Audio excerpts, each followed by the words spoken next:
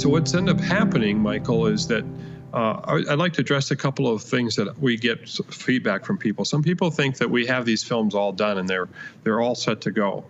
I have made 2 films before Exodus that I thought were done. Yeah.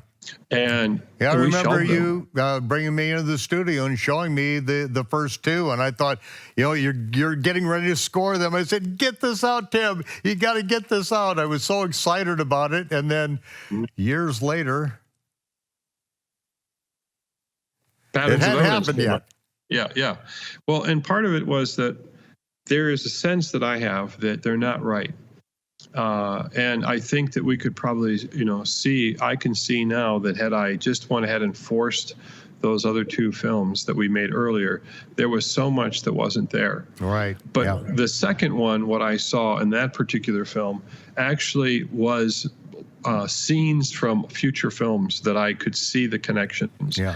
I could see the threads that were coming through. And I would say that our films are woven.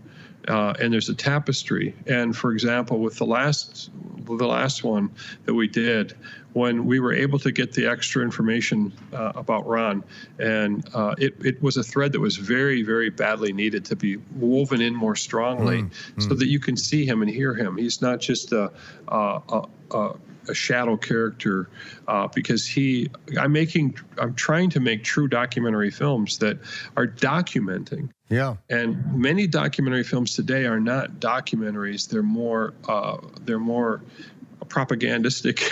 They have an agenda or whatever. Yeah. But and I'm not saying that I don't have an agenda. I think my agenda is, I'm trying to say, is the biblical narrative true? I'm risking it.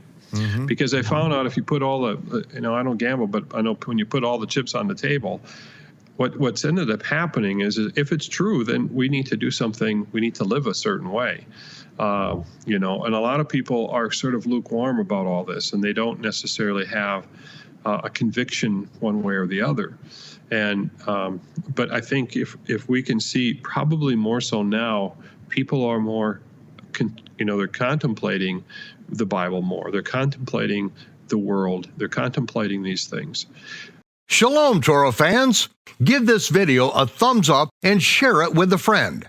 Tap the subscription button and the bell icon, and I promise to update weekly with in-depth biblical research.